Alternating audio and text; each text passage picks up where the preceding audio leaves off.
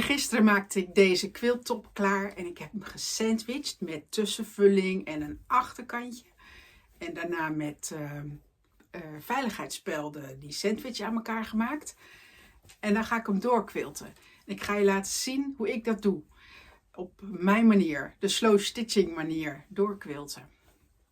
Ik ben Margreet van Dijk en met de Slow Stitching Academie inspireer ik je om moderne quilts te maken op een intuïtieve manier. Niet met allemaal regeltjes van hoe het moet, maar hoe het ook kan. Slow stitching, steekje voor steekje. Dit is die doorquiltsteek. Met wat dikker garen zie je de steek dus ook heel goed liggen op de stof. Ik vind dat mooi, maar smaken verschillen. Je kunt natuurlijk ook kiezen voor een dunner draadje. Je kiest de naald die past bij je garen. Dus gebruik je wat dikker garen, dan heb je naald nodig met een wat groter oog.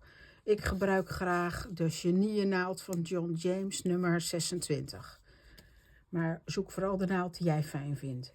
Dan gebruik ik graag een vingerhoed, want bij het doorquilten duw je de naald zo'n beetje door. En anders dan krijg je hier een beetje een zere plek op je vinger. Soms gebruik ik ook een draad in de naaldstekertje. Dat kan deze zijn, of hier is er nog zo eentje. En je hebt ook Willemientje en een klein schaartje.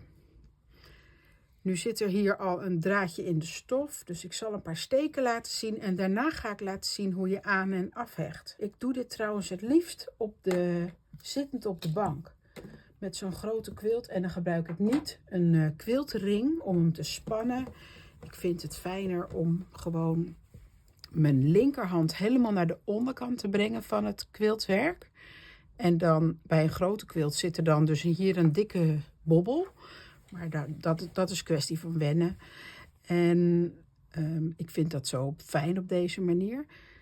Dan ga je recht naar beneden met je naald. Dus je steekt recht naar beneden. En met die linkerhand, even zien, de middelvinger van mijn linkerhand, voel ik wanneer die naald door de 3 lagen heen is. En zodra die naald er doorheen is, kiep ik een beetje die naald en ik manipuleer de stof een beetje, waardoor die naald weer omhoog komt. En dat kun je 1 keer doen of meerdere keren. Dus je kunt ook meerdere steekjes op je naald laden. En dan duw ik die naald er doorheen. En dan trek ik niet te hard aan, waardoor het gaat rimpelen. Dat is niet mooi, maar ook niet te los. Je probeert die ondersteek en die bovensteek ongeveer even groot te maken.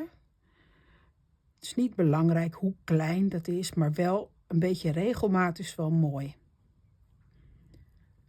Er zijn mensen die het fijn vinden om een lijntje te trekken met krijt of zo op de stof. Maar ik vind dat je prima zonder hulpmiddel een recht lijntje kunt maken.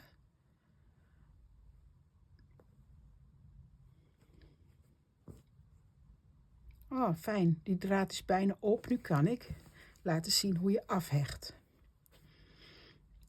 Ga ik straks ook nog laten zien hoe je aanhecht. Ik maak een lusje met mijn vinger. Kijk maar. Dan, kijk zo, een lusje. En dan steek ik met mijn naald door dat lusje heen. Nu heb je hier dat lusje. En nou steek ik mijn naald er nog een keer doorheen. En ik zorg ervoor dat dat lusje ongeveer een steeklengte van de stof af is. Zie maar, nu is die millimeter of 2 van de stof af. Nu, ik hou die naald, het garen in de naald. En ik maak een steek, dus een centimeter of een paar millimeter verder steek ik hem erin. Nu ligt dit lusje, dat knoopje ligt bovenop de stof. En nu ga ik met een beetje beleid, dus voorzichtig, trekken. Je hoorde waarschijnlijk geen plopje, maar als je erbij zou zitten had je het gehoord. De knoop zit nu onder mijn quiltwerk, maar hij zit erin, ertussen. Dus niet door die lagen heen. Dat is precies de bedoeling. Dus zonder ingewikkeld gedoe zit het knoopje er nu onder en nu is het afgehecht. Als je hem afknipt, natuurlijk niet per ongeluk in de stof knippen. Hè? Zo, volgend draadje.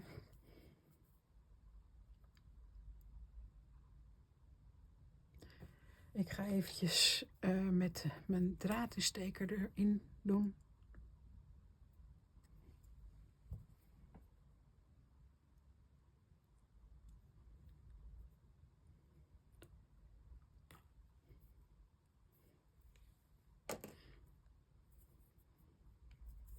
Ik maak een simpel knoopje aan het einde van mijn garen.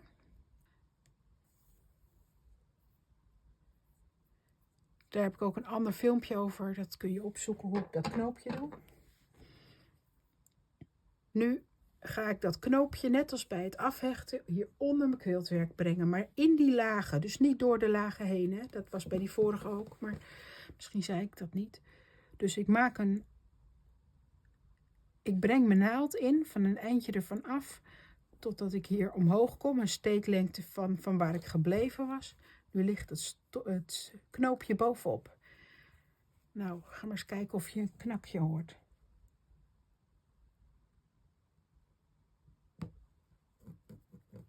Ik hoorde hem. Jij ook? Nu, die knoop maakt niet, als het goed is, een gaatje in de stof, maar gaat tussen de vezeltjes van de stof heen naar binnen. Nu zit hij dus eronder en je kunt weer door.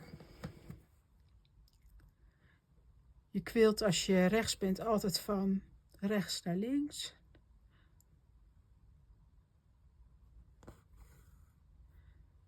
En als je links bent, natuurlijk precies alles andersom. Nu draai je quiltwerk zodra je een andere kant op gaat naaien.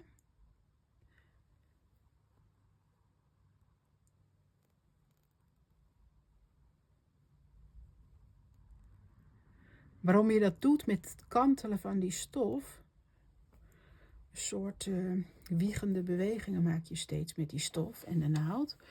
Maar dat komt omdat je niet, het is rijgen, maar niet gewoon rijgen, want je wilt door alle 3 de lagen en dan steeds recht omhoog en ook weer recht naar beneden.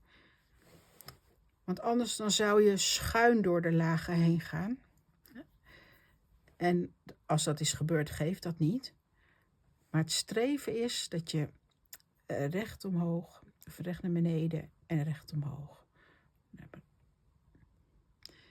Als je de draad nog niet hebt, naald nog niet hebt doorgetrokken, zie je hoe groot je steekjes worden. Hè? Zie je dat?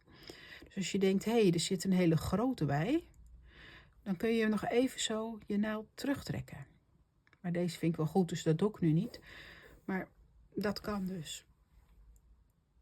Oh kijk, ik ga nu helemaal scheef, doordat ik hier zit te filmen en te kletsen. Dan kan ik bedenken, wil ik dat? Of ga ik het uithalen?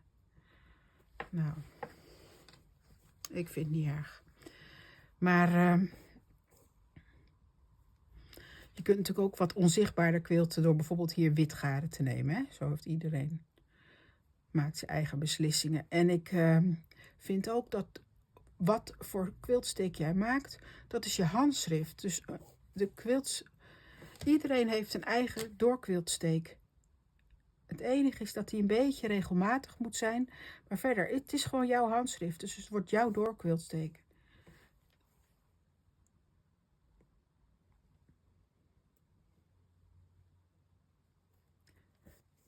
Nu volg ik toevallig dit lokcabin patroon een beetje. Ik zal even laten zien hier. Maar meestal maak ik rechte lijnen bij het doorquilten. Of een soort golven, dat vind ik ook heel leuk. Maar bij dit blok vond ik dat het erom vroeg om dit patroon te volgen. Maar ik ben heel benieuwd. Heb je vragen of wil je vertellen hoe jij doorquilt? Laat me weten. Ik ben heel benieuwd. Dat kan door een berichtje hieronder te plaatsen of mij een berichtje te sturen. Veel succes!